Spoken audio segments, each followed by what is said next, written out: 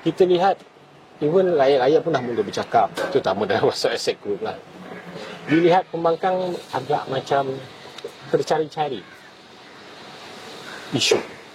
Sedangkan isu ni cukup banyak untuk dibangkitkan kesedaran rakyat. Tapi kau rasa macam mana? Saya merasakan sekarang dah tiba masanya jiwa besar. Jiwa besar daripada semua pihak.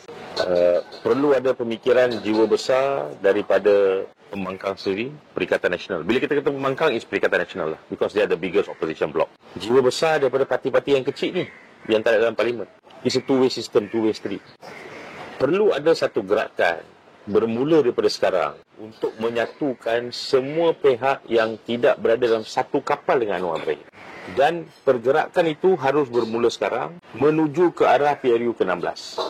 Pertama. Kedua, perlu juga ada satu pembaruan di mana satu kemah besar diwujudkan. Siapa-siapalah, tak kisah daripada parti politik mana, individu daripada sesiapa pun, daripada apa-apa parti, daripada NGO, individu-individu berkelayakan. As long as diorang tidak bersetuju dengan hala tuju negara di bawah pentadbiran Anwar Ibrahim, yang kita pun tahu ditunjangi oleh DAP dan digunakan oleh elit-elit di dalam PKR dan sebagainya, we have to come together di bawah satu kemah yang besar. Prosesnya adalah kita perlu cari 50 ke 60 the best of Malaysian dalam bidang masing-masing untuk menjenamakan diri kepada rakyat. This is the next cabinet. Perlu ada permulaan itu sekarang.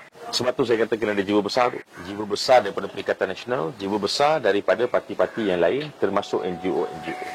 Pergerakan itu harus bermula sekarang. Sebab rakyat dah mula mencari-cari ni. Okey, kalau it's not Anwar Ibrahim, who is next? Ramai yang bercakap bahawa sebenarnya there is no next. Sebab itu tak apalah bagi Anwar Ibrahim. Tak apalah tak payah ubah kerajaan. Tak apalah bagi dia buat sehingga PRU ke-16.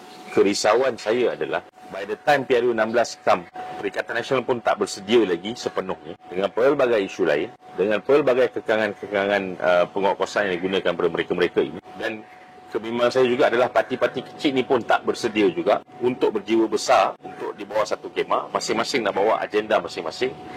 Caca marba, rakyat pun akan go through the same cycle again. So, fokus mestilah sekarang ni in preparation run up to PRU 16. 2027 November, campur another 6 months, 2028. By then election must happen. Work from that time onwards. Berapa bulan yang ada?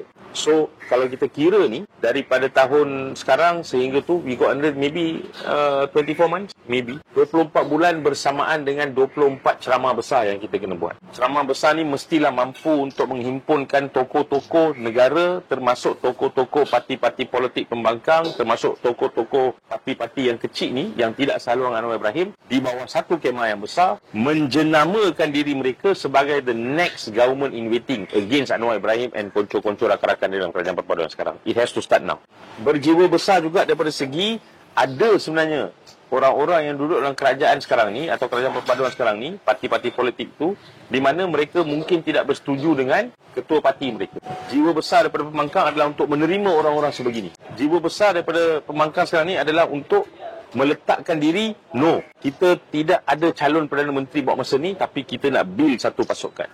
Jiwa besar bermaksud kita kena tampilkan, kalau boleh, pemimpin di kalangan masyarakat yang mungkin umurnya 60 tahun ke bawah. Sebab kita nak kabinet yang vibrant, yang muda, yang boleh bekerja, yang layak. Jiwa besar daripada sekarang ini bermaksud mungkin kita kena cari seorang petani moden, ada pengalaman, usahawan pertanian yang bagus, yang sebenarnya kita boleh tampilkan sebagai next Menteri Pertanian. Jiwa besar bermaksud kita kena plan untuk mencari seorang saintis yang mungkin satu hari nanti boleh jadi Menteri Sains Teknologi kita selepas. Jiwa besar mungkin adalah untuk mencari seorang doktor yang sekarang mungkin ada pengalaman, pernah berkhidmat dengan kerajaan, sekarang duduk dalam private, dia pernah jadi profesor atau chancellor di mana-mana universiti yang ajar medicine, untuk bawa dia to be, this is our next Menteri Kesihatan. Kita kena dah mula acuan dekat negara-negara luar. Kita lihat negara-negara luar sekarang ni, pemimpin-pemimpin dia makin muda.